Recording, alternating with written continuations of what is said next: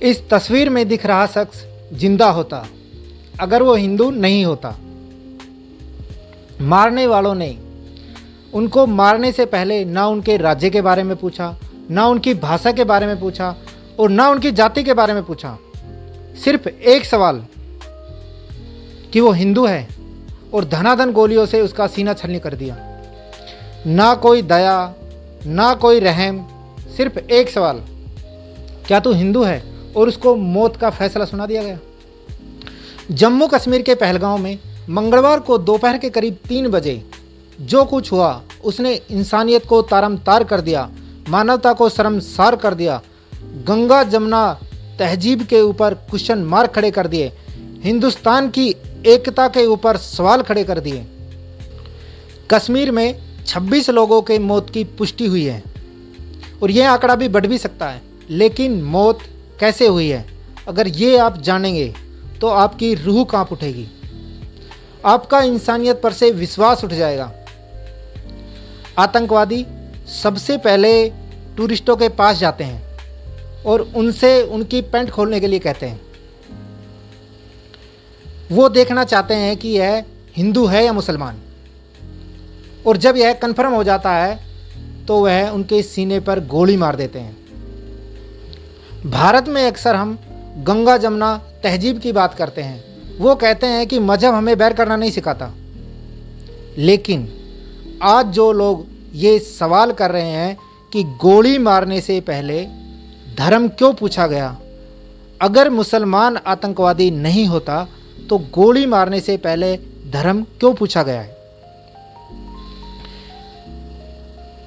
आज मुझे बड़ा अफसोस हो रहा है क्योंकि हम लोगों की बातों को नकार नहीं सकते हैं। चंद दिन पहले हम भी कश्मीर गए थे। हमने वहाँ बहुत लोगों से बातचीत की और वहाँ पर लोगों से बहुत मोहब्बत मिली, लेकिन वहाँ पर कुछ लोग ऐसे भी हैं जो धर्म देखकर, मजहब देखकर लोगों की हत्याएं कर रहे हैं। और इसी वजह से बड़ा अफसोस से हम कह रहे हैं कि इस सवाल को हम चाहकर भी नकार नहीं पा रहे हैं, क्योंकि जिन्हें मारा गया उनके साथ कोई बहस नहीं हुई, कोई लड़ाई नहीं हुई, कोई सवाल नहीं पूछा गया, ना इंसानियत को देखा गया, सिर्फ इसीलिए मार दिया गया कि वो हिंदू हैं। हम बड़े अफसोस से कह रहे हैं कि ये हत्या नहीं है, ऐलान था कश्मीर में हिंदू होने का कि अगर आप हिंदू हैं तो कश्मीर में ये जुर्म है। ना जाति पूछी गई, ना भाषा पूछी गई, ना राज्य पूछा गया, सिर्फ एक सवाल कि तू हिंदू है, और मौत के घाट उतार दिया गया। इसे आप टारगेटेड किलिंग से आगे बढ़कर सुनियोजित नरसंहार की संज्ञा दे सकते हैं। मंजूनाथ राव अपनी फैमिली और बच्चों के साथ कश्मीर घूमने गया था। कश्मीर को भारत का ताज कहा जाता है और दुनिया में भी कश्मीर को जन्नत माना जाता है, लेकिन मंजू राव को पता नहीं था कि हिंदू होकर जन्नत में जाना उनके लिए भारी पड़ सकता है। आतंकवादी पहुंचे, उनसे नाम पूछा और उनका सीना गोलियों से छलनी कर दिया। उनकी फैमिली और उसके बच्चे के सामने उसको मार दिया गया। उसकी वाइफ चिल्ला रही थी, चीख रही थी कि तुमने मेरे पति को मार दिया, मुझे भी मार दो। लेकिन आतंकवादियों ने यह कहते हुए उसको छोड़ दिया कि हम तुम्हें नहीं मारेंगे, हमने इसको कैसे मारा ये जाकर मोदी को बता देना। शब्द नहीं है, मेरे पास शब्द नहीं है, मेरी आत्मा चित्कार कर गई है। इस देश में हम दिन रात संविधान की दुहाई देते हैं, मगर आतंकवादियों का संविधान कहता है कि हिंदू काफिर है, उसे सांस लेने का हक नहीं है। वो कहता है कि अल्लाह का फरमान है, हिंदुओं का खून बहा दो, काफिरों का खून बहा दो। बांग्लादेश से बंगाल तक और कश्मीर से कन्याकुमारी तक वही मारने वाले हैं, वही मरने वाले हैं। और ये बड़े अफसोस के साथ कहना पड़ रहा है, बड़े अफसोस के साथ कहना पड़ रहा है। ऐसा नहीं है कि आतंकवादी घटना के जरिए देश के हर मुसलमान को हम निशाना बना रहे हैं, लेकिन आज इस घटना का जो विरोध नहीं करेगा उसे सवाल के कटघरे में खड़ा करना पड़ेगा, क्योंकि आज ये हत्या मजहब की वजह से हुई है। आज ये लोग जिंदा होते अगर वो हिंदू नहीं होते।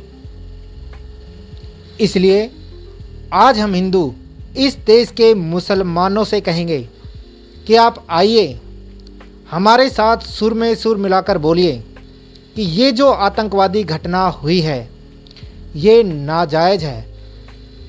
वो आतंकवादी मुसलमान नहीं है। चिल्लाकर कहिए, चीख चीख कर कहिए कि धर्म के नाम पर मारने वाला मुसलमान नहीं हो सकता। कश्मीर की वादियाँ जो कभी शांति से फूलों से महका करती थी, आज वो हिंदुओं के लिए कसाई खाना बन गई है। कश्मीर में हिंदू होना मौत का फरमान है। एक नया जोड़ा जो शादी के बाद खुशी से घूमने कश्मीर गया था, मैगी खा रहा था, भेलपूरी खा रहा था, लेकिन उसे क्या पता था कि उसके नाम की कब्र खुद जाएगी। और ये पहली बार नहीं है। कश्मीर फाइल्स ने जो कश्मीरी पंडितों के घाव को कुरेदा था, उस फिल्म को इस्लामिक फोबिया बताकर नकार दिया गया। कुछ तारीख के इशू की वजह से उसको झूठा बता दिया गया। लेकिन कश्मीर में आतंक का मजहबी इतिहास जानना जरूरी था और आज इतिहास हमको पता लगा। 1989 में टप्पू की हत्या, 1990 में राफेल, गालेक और चालिक का नारा, 2025 की ताज़ा लाशों की तस्वीर। ऐसा लगता है कश्मीर में हिंदुओं के खून को बहाना रिवाज बन गया है। लश्कर से लेकर TRF, हिजबुल्लाह, सभी ने सिर्फ एक मजहब का खून बहाया है और वो है हिंदू। JKLF के बेटा कराटे ने 20 से 25 कश्मीरी पंडितों को काटने पर गर्व किया था। 1990 में सैकड़ों हिंदू मारे गए। लाखों हिंदू पंडित ऐसे थे जो अपनी जड़ें छोड़कर बाहर चले गए। नदी मार्ग में 24 पंडितों का नरसंहार हुआ। BK गंजू की चावल के डब्बे में हत्या हुई। और ये सब सारी कहानियां हम लोगों के सामने आई, लेकिन सेकुलर नौटंकी में हमने इन्हें खारिज कर दिया। बस करो, अब निर्णायक लड़ाई लड़ो सरकार। और आप जो आज हम ये सुन रहे हैं, जो चुप हैं वो भी दोषी हैं, जो डरते हैं बोलने से वो भी इस खूनी के जिम्मेदार हैं, इस खून के जिम्मेदार हैं। जो आतंकवादियों की भाषा को विरोध समझते हैं, वक्त आ गया है उन्हें भी देशद्रोहियों की कोठड़ी में डालें। और अब या तो बोलो या इस बात का एहसास रखो कि आपकी चुप्पी का बोझ आपके बच्चों की लाशों को उठाने पर भी मजबूर कर सकता है। आशा करते हैं कि 140 करोड़ भारतीय एक सुर में सुर लगाकर कहें कि ये जो हुआ है भारत की एकता, अखंडता पर आधारित है और भारत में मजहबी आतंकवाद नहीं हो सकता। और जो नहीं कह रहा है उसके बारे में आपको सोचने की ज़रूरत है।